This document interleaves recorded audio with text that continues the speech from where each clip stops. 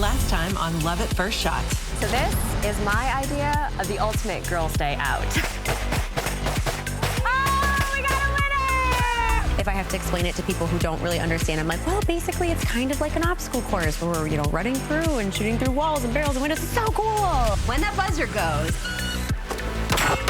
it's like you're a different person. Today's episode of 27 Words is about our God-given right to self-defense. A concealed carry firearm is one that you need to be able to use under pressure. So another C of concealed carry is controls.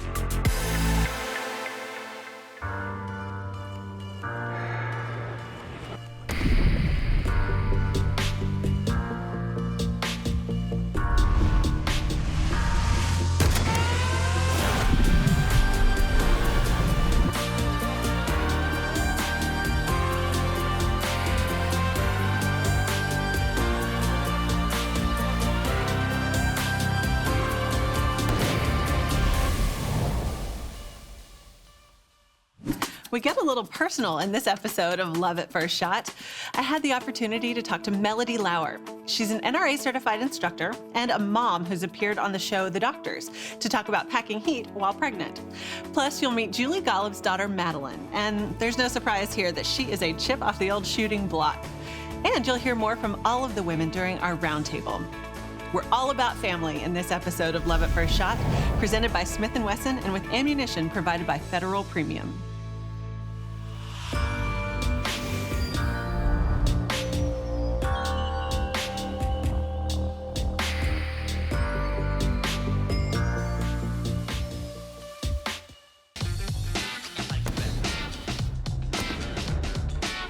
Of course, one of the critical components of concealed carry is how easy it is for you to conceal your firearm. And this is why a lot of women opt for purse carry. They can carry a larger size gun much more easily. And the larger the gun, the easier it is to shoot. I'm going to show you my two choices for concealed carry. This is my personal Smith & Wesson M&P Shield, and it's my go-to carry gun.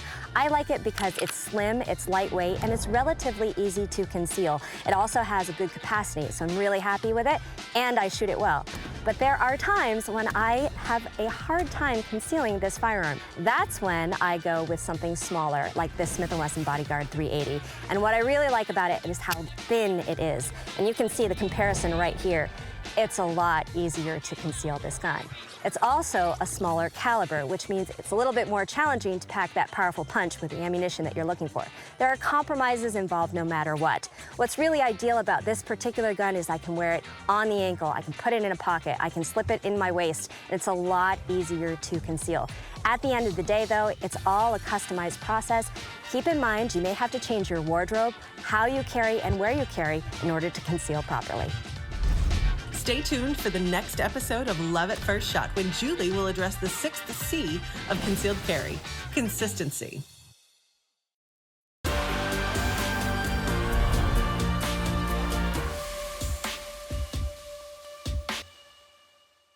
There is so much misinformation and flat out lies out there about the different arms we should be able to keep. And it doesn't help that the liberal politicians and the mainstream media are willing to fan the flames. I'm Lydia Longoria, and today's episode of 27 Words is about my favorite topic, guns.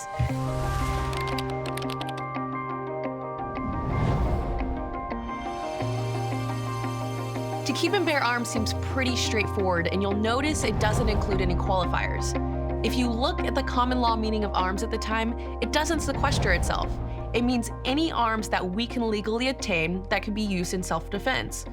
But there are so many big, scary words thrown out there to describe what are actually simple, common guns. Words like assault weapon, automatic rifle, military grade, zombie chainsaw modification.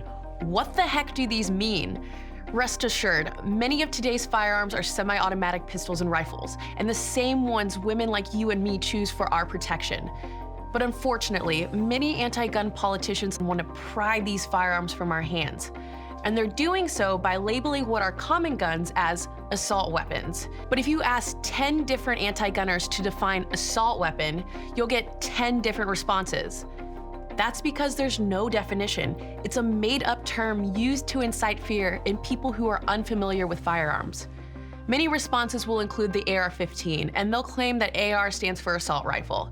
Really, it actually stands for Armalite, the company that developed the AR-15 platform. Another argument we see is that the authors of the Constitution couldn't imagine these assault-style weapons that individuals could own, which simply isn't true. In the founding era, the modernization of firearms was rapidly occurring, even more so than today. So when someone tries to come up to you and invalidate the Second Amendment because of the modernization of firearms technology, just say that's the equivalent to saying the First Amendment is no longer available or relevant because of the invention of the internet or of computers. It's as simple as that.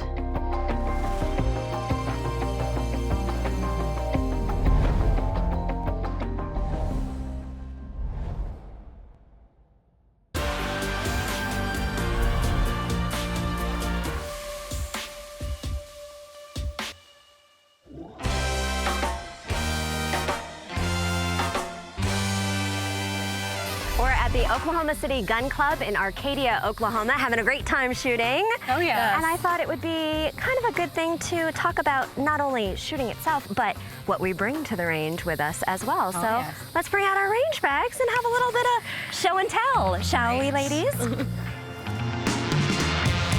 You know, the obvious things that you need, your magazines, any belts, what all do you have that's kind of unique maybe that normally people wouldn't have? Outside of the normal, in this front pocket, I typically keep a couple of items such as cell phone. You never know when you might need that. Sunscreen. I've got baby wipes, wet ones for the Porta-Johns. Let's be honest, they're not always well stocked.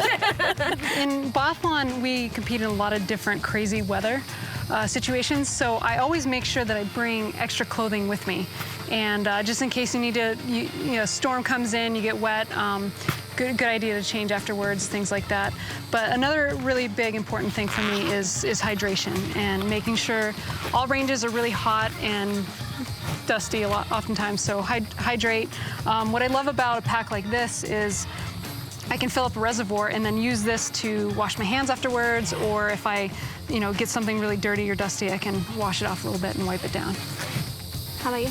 Oh my gosh, I'm so excited. I have so many fun things. I think a lot of the stuff in my range bag were things that like experiences taught me I needed, Yes. right? So something as simple as like you're somewhere and it's muddy. Get yourself a towel. You know, you want something that can be, that you can wipe your mags off with. Found one of these cool little guys for your eye pro that always gets smudgy. One of my favorite things, I always have a snack. Because you're out there for a long day, you need a protein bar, a snack, of course, sunscreen, like the basics, the things like that. My big thing that I can't live without is my little mini kind of toolkit. I've got this thing. Look at that! I love this thing. I got this from Bensiger Pro Shop, and I swear to God, this thing is awesome because you can just pull out anything you would ever need to fix your gun. This thing is ready to go. And wait, I gotta know. How many guys have asked to borrow that? So many, and I hunt them down afterwards. I come back and I'm like, hey, you got that? You need your name on it. Yeah, like I know you're gonna try to steal this. Something that I bring, a little cleaning kit about this size that has everything in it, just in case I need to wipe something down. I'm curious if you guys have one of these too. Big garbage bag. Yes, definitely. I have used these as ponchos. I've used them to cover up my bag when it's super muddy. I've put muddy shoes in them. I even have it on a list. Like, make sure you need to replace the garbage bag. And then because I do a lot of camera work when I shoot, I actually have a little pocket here that has many tripods and my sunscreen and my cameras. I find that like range bags are like purses. Yes. That, you know, they're so difficult to set up exactly the way you want them. So I'm curious if there's something that you like to see in a range bag itself, or if you have a little bit of organization that you feel is important. One of the biggest things that I've found for me, though, too, is just to remember an additional range bag for your handgun. A mini and this is the big thing is, in 3-gun, you just need one bag. You can put all of them in one bag. But a big thing for safe areas is that you're not supposed to have ammunition with the firearms unless you're on the firing line. So convenient, too, especially if you have to use the bathroom. You don't have to schlep everything over. You can just take care of business. For me, besides the obvious, color is a big thing. When you notice that a lot of the range bags are black and guns are black and things like that, so I color my guns, I color my bags, just so that they're easy to pick out. If I need to run and grab something real quick, I can spot my bag from anywhere and things like that. How about you? Any other quick tips that you can Yeah, I think it just depends on what the occasion is. Like if you're gonna go just maybe, you know, do some skeet or trap with friends, or you're gonna go hunting, you'll maybe grab a different bag than if you're, you know, gonna do like with us, if we're going to matches. I like something that is easy for me to pick up and carry and schlep around all day. So I think you have to find the right bag by the right occasion. Like you said, something that you're not gonna put too much in, but the essentials and things you know that you'll need. So this was a lot of fun, and I think our viewers here will enjoy seeing how we kind of pack and the little things that we put in our range bags to make our range time experience more successful. If you have something that you put in your range bag that you'd like to share with us, please tag us, and we'd love to see you on the next Love at First Shot.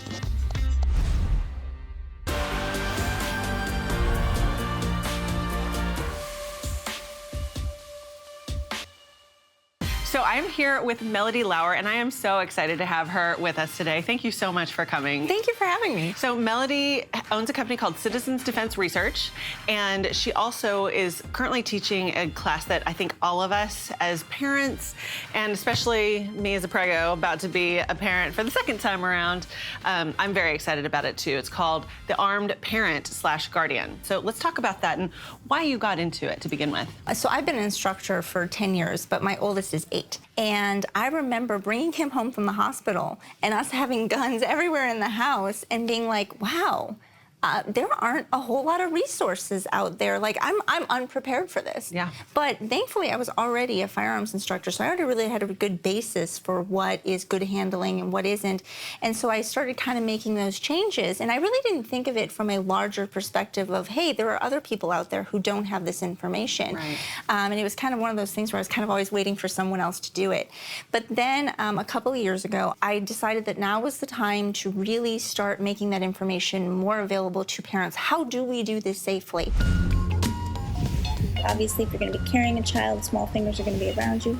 You don't want any of those tiny little fingers to get even near inside the trigger guard. So when you started baby wearing and carrying, you got a lot of media attention. I did. Actually, the range had just opened, and they were having some media present there, and they were really interested in that particular class, and so they did an entire segment on the class, and it got national attention. Yeah. And I wasn't expecting it, but it was great because it started a conversation that previously had not been had. Right. Like, hey, these women, these mothers do have guns and they are choosing guns. How do we do this safely instead of just telling them not to have them? You actually got so much media attention that the folks over at Paramount Studios called you, and you were a guest on the TV show The Doctors. Yes, and I knew it was probably going to be a hostile environment, but I didn't care. I really thought it needed to be talked about. Probably more likely to cause harm to yourself or your baby than if you had nothing at all, or maybe some mace. Are you in a danger zone? She's not afraid. She has a Glot. What is there to be afraid of? I mean, do you carry lots of money and you're worried somebody's going to rob you? Or? The whole idea of every mother or father carrying a baby and also packing heat is very disturbing to me. This isn't a political issue. This is about allowing people who've chosen guns for themselves to have the information, the training that saves lives ultimately, because they're being safe. Security is your personal responsibility, and having been a victim of violent crime myself, I know that you can't rely on someone else to save you. Hats off to you, and cheers for doing that, and high five for that. Awesome. I'd really like to roll right into talking about how to carry when you are pregnant, because it is tricky, and obviously you're changing a lot. Your body is changing a lot. First of all, I am very adamant that because you're going through a lot of emotional changes as well, and pregnancy brain is such a thing for some people. It is real. Where you get forgetful and you get distracted. Yeah. And if you are ever feeling like you cannot have the conscious effort to be safe and carry a firearm, it is okay to put your firearms away. For me personally, it's been a very good choice. In the first trimester, even though there are a lot of changes going on, some people, not all, but some people don't have a ton of bodily changes just yet. True. And they can continue to carry just as they normally did. It didn't get until the third trimester where I was like, okay, this is just not working anymore. And I needed the pregnancy pants with the big panel that comes up and stuff. And then I would start to change my carry to either a shoulder holster. I did a shoulder holster at least for my daughter. Also, they have things like the flashbang, which is a bra holster, which is right right up here. So as your belly kind of is growing, you have it above the belly quite a bit, which is nice. And then they have another version, it's called the Madeleine, which tucks, it's kind of a hybrid between a bra holster and a shoulder holster because it's attached to the bra. And that's my personal favorite. Yeah. I find it to be the most comfortable for me, personally. A general rule is that the deeper the concealment, the less accessible the firearm is going to be. So you have to keep that in mind. A lot of pregnant women are recommended to carry on their ankle. Right. And anyone who's ever been pregnant knows that there comes a point when reaching your ankles is not going to be happening. But then, of course, there's also purse carry. Personally, I think of purse carry as a limited option that is for short periods of time and not around other children. So, like, for instance, you have one in the oven, but you have another child as well. You know, he's 2, and he's busy, and he is into everything. I keep my guns completely away from him in every scenario. Exactly. So there's just so much to carrying while you're pregnant, and I really appreciate you thinking through all of this with me. Absolutely, and I'm honored to be asked, and thank you so much. But you can find me at citizensdefenseresearch.com or even just melodylauer.com as well, and also on Facebook, both at Citizens Defense Research and Melody Lauer. Definitely check out all of those links to find out more about her classes and all the research that she's done on this topic.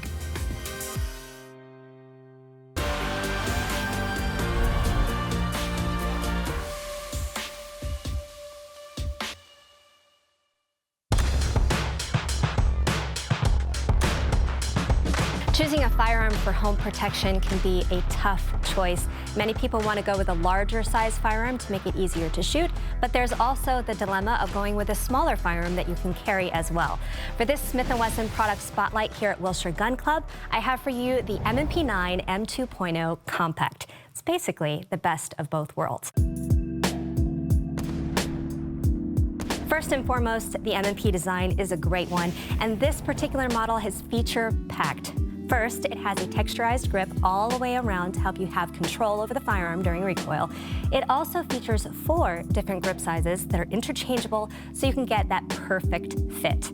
An enhanced trigger, an extended steel chassis, and the fact that it has a great ergonomic 18-degree grip make it ideal and make it feel like you're shooting a full-size gun. But as you can see, it's also in a smaller package. It features a 4-inch barrel, and many view this as the perfect ideal size for a firearm that's both great for concealed carry and one that you can use to protect your home. The M&P9 M2.0 Compact really is the best of both worlds.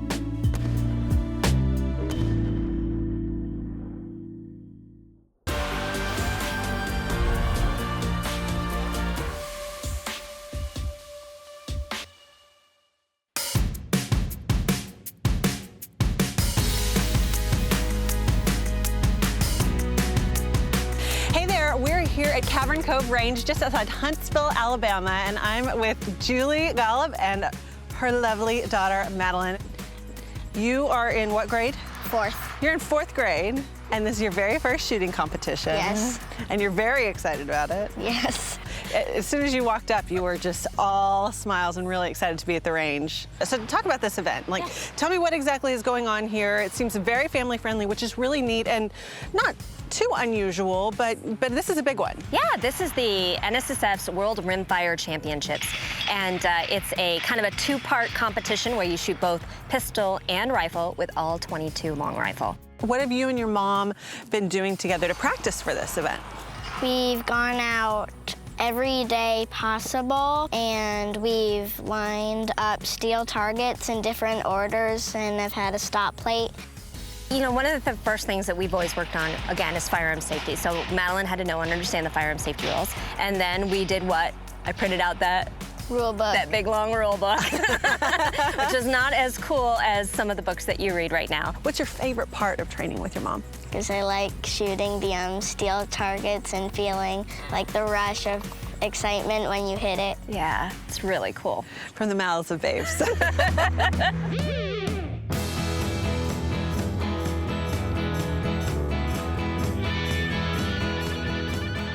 Talk to me about the decision to bring the family, bring your daughter into this. Well, this is the NSSF World Rimfire Championships, and it probably should be named the World Family Championships because there are so many families that are coming out here to compete. All right, so Madeleine had a very good idea. We thought we would do a good Smith & Wesson cheer. Okay. Okay, so go ahead, put your hand in. All right, and then we'll say, go Smith & Wesson. One, two, three. Go Smith & Wesson! All right. This is a great starter because you can get the fundamentals down, but it's in a really warm, encouraging environment at the same time.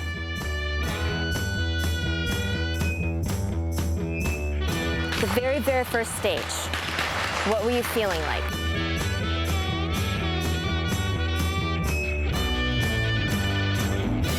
So, 1% nervous to 99% like excited. Excited, okay.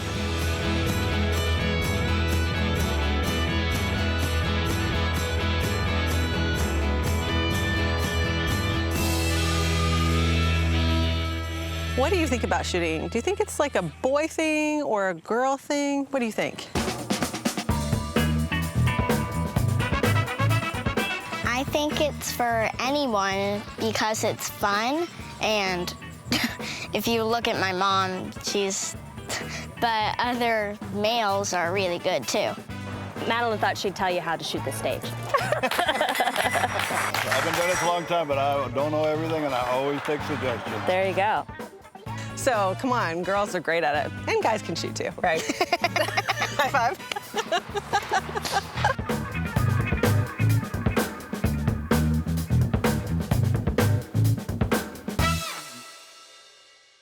Tell me, as a mom, what are you looking forward to? Because you guys are shooting together.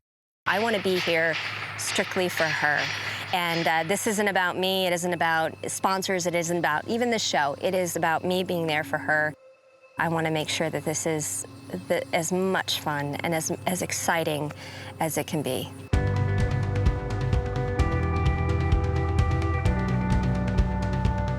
Was it really complicated to come out here? No, it was pretty easy. All we needed to have was our shooting bag, our eye and our ear protection, right? What else? Snacks. Snacks, Beef yes. jerky. Beef jerky, that's true. It's all about the food with you. We also needed a firearm. On a scale of 1 to 10, how fun is this? 10 being fun, 1 being not fun. 9. 9? 9. The waiting. The waiting. I know, the waiting. But you know what? You also learned how to paint steel targets. Is that pretty cool? Yeah. This is just a special deal. How are you feeling about it as a mama? You look at Olympic swimmers or all these great athletes out there, and their children have no interest in the sport that they're in, right? It happens all the time. Sure. And so, you know, I wanted this to happen, but I was really, really careful not to ever push it. So what about your mom makes you interested and excited and inspired? I see her just like buzz through a course of fire, and I immediately think I want to do that. She's such a good shooter, and she won the world shoot. That's a really big deal. I want to shoot a lot. Really? What makes you say that? I want to get to the world shoot like Mom did. So, do you think you'll want to do more of these? Yes. Do you want to do another competition like this? Yes, yes. I'm trying to think, it's already the end of the season. I'm trying to think of how we can do this again. You got more claps than I did. They were like, whoa, go Madeleine! Which is really cool. I love how encouraging it is. You didn't hear it? I heard it. That's all that matters. That's for me.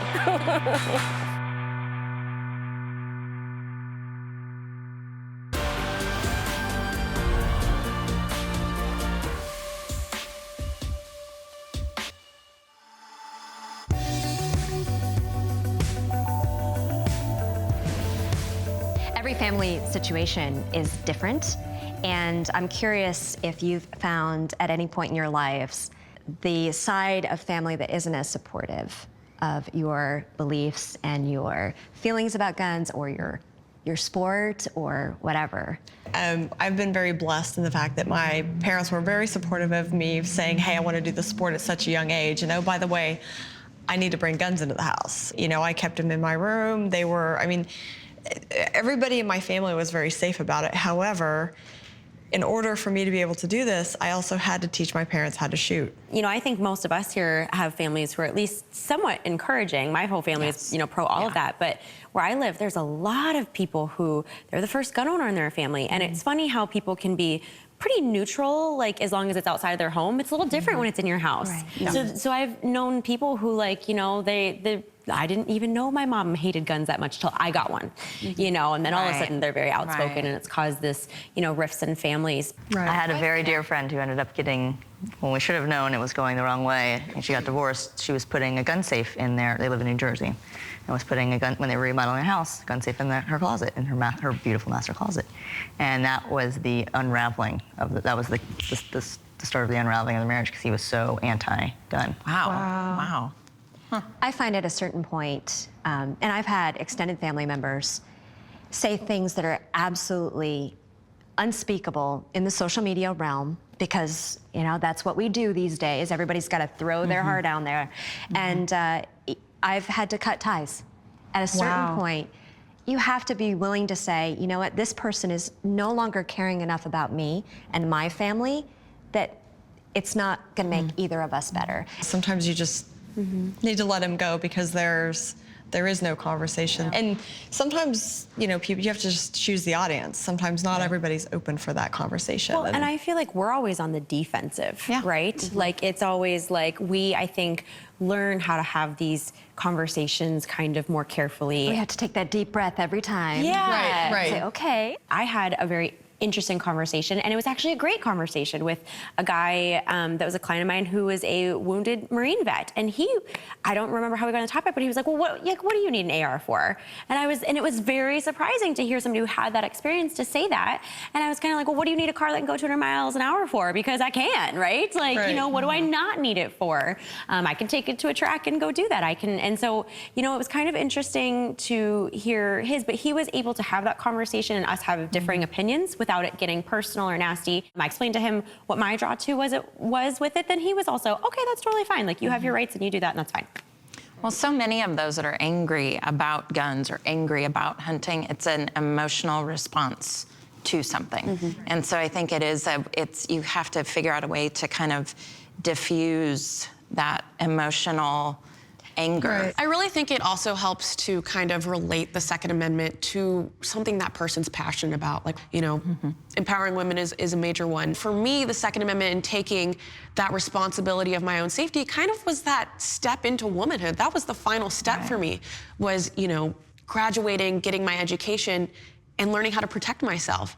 So, you know, we've talked about some of the hard things with family members that are, you know, it's rough when somebody disagrees or isn't on board with what you do and how you choose to protect yourself. But then there's the sweet bonding that happens between a mother and a daughter. Or a lot of us have father-daughter stories, which are invaluable to us, right? Does anybody want to talk about that? And I mean, my gosh, your story with your parents. I think it was a different type of bond, just because it was passing knowledge up at a very young age, as opposed to, you know, creating that bond down.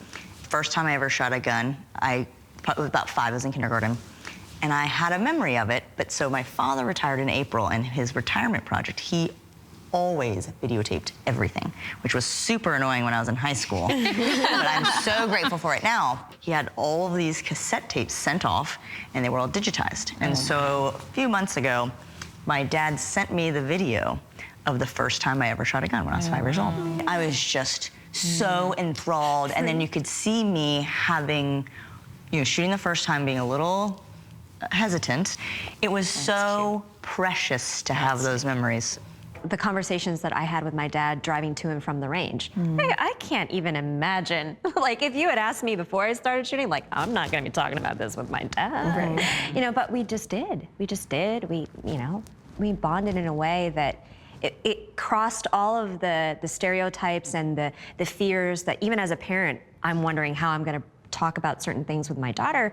But because we spent so much time together on the range, it's now so much easier. I personally didn't really get involved or passionate about it, you know, until recently. But my father has always been a hunter. There were always guns in the house, and I want to say he's been a member of Ducks Unlimited for I can't even tell you how many years. It's a pioneer. Unlimited years. Yeah, literally. So I joked about that when I was in junior high and high school, is that I would have to charge an admission fee if you came to the house, because you'd get to see all the taxidermy and whatnot. So he's very dedicated and loves it, and he's 79, so he can't hunt anymore because physically he just can't do it. But just recently, especially my involvement in the NRA, my dad is so proud, and it just, I love that he's proud of me for that. I know, I'm gonna cry too. Sorry. And so now we have things to talk about when it comes to that, and I appreciate that, and I think he even is a little bit sad that he didn't bring me into hunting and guns, because that just wasn't something girls did, as far as my dad was concerned. So, but he's from a much older generation. So that's a memory now that I have in the last couple of years that has literally been very special to me. I mean, many of us are. We have the daddy's girl moments, and please don't apologize for that, because we can all identify with it. I know, I mean, that's, many people already know that my story, and I got into it just to hang out with my dad. Like, the whole objective of learning about guns was my dad. Next time on Love at First Shot. The more consistently you perform a task, the more comfortable and confident you are doing it. And that is why consistency is another C of concealed carry. The law upon law and politician after politician do their damnedest to infringe on our right to bear arms in any way possible. And they say it's for our own safety. At some point in time, you may be interested in flying with firearms, and there's some simple procedures to go through. But first and foremost, you need to do a bit of research to make sure you can actually bring that firearm with you to wherever your destination is and in between. I'm here with the lovely Lila Ontiveros. First of all, she created her own helicopter hog hunting business. My first hog hunt is going to be out of a helicopter, and I don't think it can get much better than that. Fire! Damn, girl, you're a good shot.